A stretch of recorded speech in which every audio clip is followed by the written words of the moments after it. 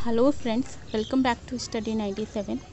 तो आज हमारा टॉपिक है राज्य और साम्राज्य। तो आज हम यहाँ पर क्लास 6 चैप्टर 11 एनसीईआरटी से लिया गया है, उसके बारे में बात करेंगे। तो स्टार्ट करते हैं समुद्रगुप्त के बारे से।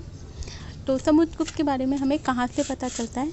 तो इलाहाबाद में जो स्थित है अशोक स्तंभ, उस पर खुदे हुए यानी उस पर लिखे हुए एक अभिलेख से पता चलता है, जिसकी रचना समुद्रगुप्त के दरबार में एक कवि थे जिनका नाम था हरिसेन, और वे समुद्रगुप्त के दरबार में मंत्री भी थे।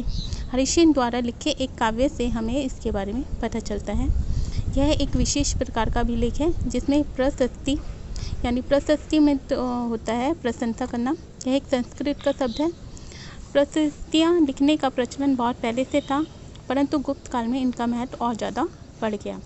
समुद्रगुप्त की प्रशस्ति हमें क्या बताती है, चलिए जानते हैं। कवि ने इसमें राजा की प्रशंसा की है, जिसमें कहा गया है कि यह एक योद्धा के रूप में युद्धों को जीतने वाले राजा अर्थात उनके पराक्रम के बारे में खूब प्रशंसा की है, खूब तारीफ की है। यहाँ तक कि भगवान के बराबर समुद्रगुप्त को बताया गया है। उदाहरण के तौर पे जिनका शरीर युद्ध मैदान में कुठारों, कुल्हाड़ियों, तीरों, भालों, बर्छों, तलवारों, लोहे की गदाओं, नुकीले तीरों तथा अन्य हथियारों से लगे होने के घाव से भरे होने के कारण अत्यंत सुंदर दिखता है। इस तरह की तारीफ हरिसेन ने समुद्रगुप्त के बारे में लिखी है। हरिसेन ने 4 विभिन्न प्रकार के राजाओं और उनके प्रति समुद्रगुप्त की नीतियों का वर्णन किया है, जो कि इस प्रकार से। पहला, आर्यावर्त के जो 9 शासक थे उनके बारे में कहा है।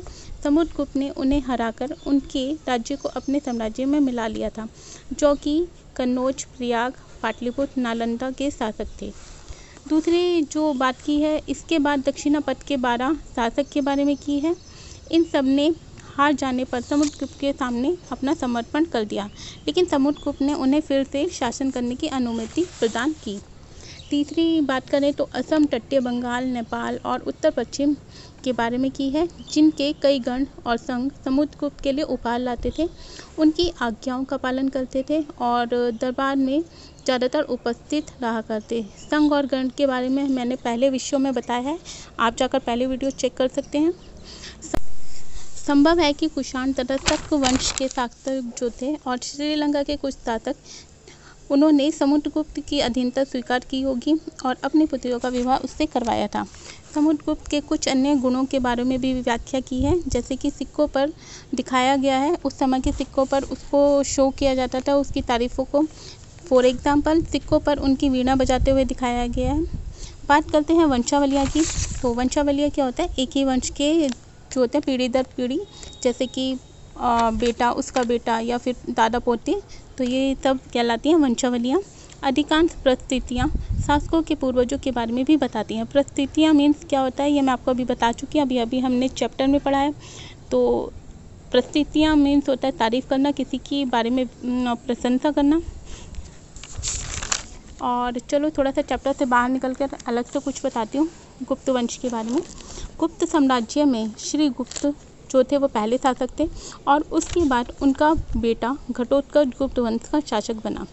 और इसके अगर सबसे प्रतापी राजा की बात की जाए तो वह था चंद्रगुप्त प्रथम, जिसने एक विशाल साम्राज्य की स्थापना की थी और लिच्छवी वंश की राजकुमारी जिनका नाम कुमार देवी था, उनसे शादी की थी। समुद्रगुप्त को प्रयाग परिस्थिति में महाराज कहा गया है, जो कि श्रीगुप्त के प्रपौत्र यानी पोते के भी एक पीढ़ी दर एक्स्ट्रा थे। समुद्रगुप्त के बारे में हमें उनके बाद के शासकों जैसे कि उनके बेटे चंद्रगुप्त द्वितीय से जानकारी मिलती है। उनके बारे में अभिलेखों तथा सिक्कों से भी पता चलता है। उन्होंने पश्चिमी भारत में सैन्य अभियान में अंतिम शक वंश के शासक को परास्त किया था। इस चैप्टर के अंत में मैंने कुछ इंपॉर्टेंट क्वेश्चन दिए हैं जो इस चैप्टर से आ सकते हैं किसी भी कॉम्पिटिटिव एग्ज़ाम में, तो प्लीज़ वीडियो को पूरा देखें और क्वेश्चनों को ज़रूर ध्यान से पढ़ें। हो सकता है कि इनमें से कोई एक आधा क्वेश्चन आपके क्वेश्चन एग्ज़ाम में आ जाए। हर्षवर्धन तथा हर्षचरित की बात करते हैं। जिस तरह गुप्त वंश के शासकों के बारे में अभिलेखों से तथा सिक्कों से पता चलता है, उसी तरह कुछ अन्य शासकों के बारे में हमें उनकी जीवनियों से पता चलता है। जीवनी मीन्स होता है जीवन का सारांश या जीवन की कथा या कहानी कह सकते हैं। ऐसे ही एक राजा थे हर्षवर्धन, जिन्होंने करीब 1400 साल पहले शासन किया था और उनके दरबार में थे कवि बाणभट्ट, जो संस्कृत में उनकी जीवनी लिखी थी, जिस जीवनी का नाम था हर्षचरित। इसी जीवनी में हर्षवर्धन की वंशावली देते हुए उन्होंने राजा बनने तक का वर्णन किया है। चीनी तीर्थयात्री स्वेन त्सांग, जिसके बारे में हमने पिछली वीडियो में भी बात की थी, वह स्वेन त्सांग भी काफ़ी समय तक हर्षवर्धन के दरबार में रहे। हर्षवर्धन अपने पिता के सबसे बड़े पुत्र तो नहीं थे, परंतु पिता व भाई की मृत्यु के हो जाने के बाद थानेसर के राजा बने। और दूसरी तरफ उनकी बहन के जो पति थे, कन्नौज के शासक थे, उनकी बंगाल के शासकों ने हत्या कर दी थी और बहन के पति के मर जाने के बाद हर्षवर्धन ने कन्नौज का भी राज्यभार संभाला और उसके बाद बंगाल पर आक्रमण कर दिया। बात करते हैं मगध तथा बंगाल को जीतकर उन्हें पूर्व में जितनी सफलता मिली थी, अन्य जगहों से उन्हें उतनी सफलता नहीं प्राप्त हुई थी। और जब उन्होंने नर्मदा नदी को पार करने की कोशिश की, यानी दक्कन की तरफ आगे बढ़ने की कोशिश की, तब उन्हें चालुक्य नरेश और पुलकेशिन द्वितीय ने रोक दिया।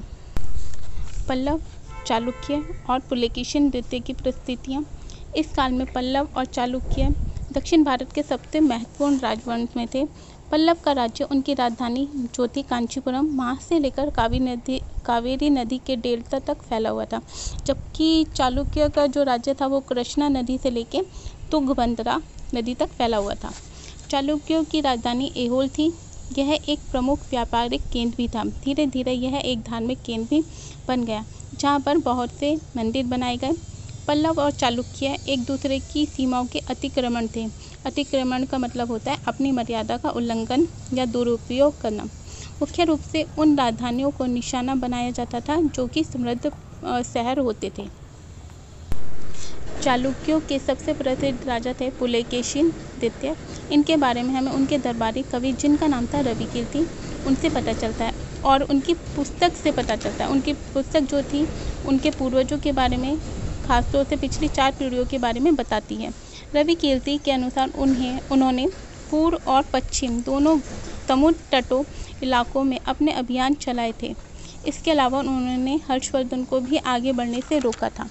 पुलकेशिन द्वितीय ने पल्लव वंश के राजा के ऊपर भी आक्रमण किया था, जिसे कांचीपुरम की दीवार के पीछे शरण लेनी पड़ी थी। लेकिन लड़ाई की वजह से दोनों वंश कमज़ोर होते गए और पल्लव और चालुक्यों को अंततः राष्ट्रकूट तथा चोलवंशों ने समाप्त कर दिया था। उस समय के कुछ राजा पुराने राजाओं की तरह एक सुसंगठित सेना रखते थे, जिसमें हाथी, रथ, घुड़सवार और पैदल सिपाही होते थे, पर इसके साथ साथ कुछ सेना नायक भी होते थे। और इन सेना नायकों को कोई नियमित वेतन नहीं दिया जाता था, बल्कि उन्हें कुछ भूमि दान में दे दी जाती थी और उस भूमि से वे कर वसूला करते थे, यानी टैक्स वसूला करते थे। उस ज़माने में आम लोग भी होते थे, तो उन लोगों का कैसा जीवन था उसके बारे में डिस्कस करते हैं। जनसाधारण के जीवन की थोड़ी बहुत झलक हमें नाटकों तथा कुछ अन्य स्रोतों से मिलती है। उदाहरण के तौर पर कालिदास अपने नाटकों में राज दरबार के जीवन के चित्रण के लिए प्रसिद्ध थे।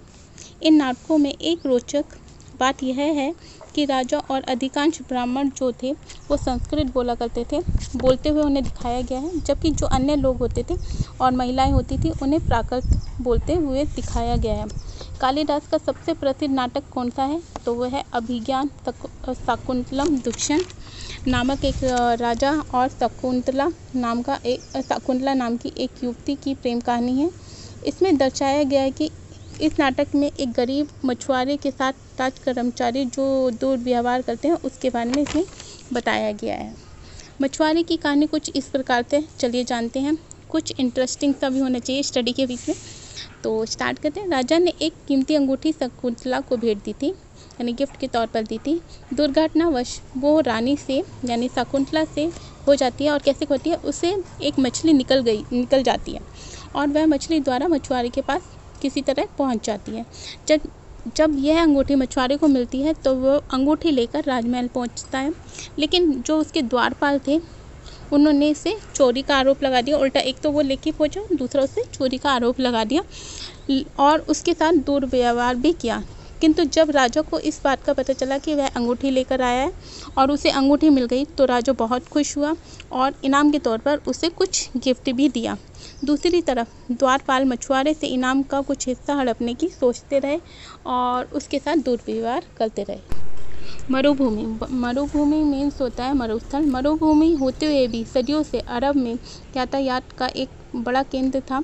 अरब के व्यापारी तथा नाविकों ने भारत और यूरोप के बीच समुद्री व्यापार बढ़ाने में एक महत्वपूर्ण भूमिका निभाई थी। अरब में रहने वाले लोग मुख्य रूप से ऊँटों पर आश्रित थे, यानी ऊँटों के ऊपर डिपेंड थे, क्योंकि यह एक ऐसा मजबूत जानवर है जो मरुस्थल अर्थात रेगिस्तान में भी बिना पानी पिए स्वस्थ रह सकता है और इसे रेगिस्तान का जहाज भी कहा जाता है।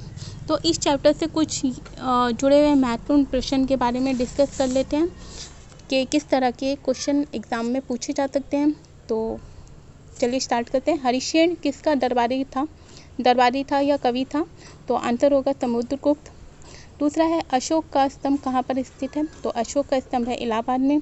किसके काल में बनवाया गया था अशोक स्तंभ? तो आंसर होगा समुद्रगुप्त के काल में। और चौथा क्वेश्चन है शक विजेता किसे कहा जाता है? तो आंसर होगा चंद्रगुप्त द्वितीय को शक विजेता कहा जाता है। पांचवा क्वेश्चन है कालिदास किसके दरबार में थे? तो आंसर होगा चंद्रगुप्त द्वितीय के दरबार में। छठा क्वेश्चन बाण भट्ट किसके दरबारी कवि थे? तो बाण भट्ट थे किसके? हर्षवर्धन के। सातवां क्वेश्चन नर्मदा नदी पर सम्राट हर्ष को दक्षिण की तरफ बढ़ने से किसने रोका था? इसका आंसर होगा पुलकेशिन ने। नेक्स्ट क्वेश्चन है कांचीपुरम किसकी राजधानी थी? तो इसका आंसर होगा पल्लव की राजधानी थी। ऐहोल किसकी राजधानी थी? ऐहोल थी चालुक्यों की राजधानी। रवि कीर्ति किसके दरबारी कवि थे? तो रवि कीर्ति थे पुलकेशिन द्वितीय के दरबारी। नेक्स्ट क्वेश्चन है अभिज्ञान शाकुंतलम किसका प्रसिद्ध नाटक है? तो यह है कालिदास का। इलाहाबाद का पुराना नाम क्या था? इलाहाबाद का पुराना नाम था प्रयाग। तो ये थी मेरी क्लास 6 के चैप्टर 11 से रिलेटेड कुछ जानकारियाँ। तो अगर आपको मेरी इस चैप्टर से रिलेटेड अधिक जानकारी चाहिए तो आप मुझे कमेंट्स बॉक्स के द्वारा जानकारी प्राप्त कर सकते हैं। Thanks for watching my video. Please channel को सब्सक्राइब करें और बेल आइकन को ज़रूर प्रेस करें ताकि मेरी आने वाली वीडियो आप तक पहुंचती रहे। Keep learning with study 97।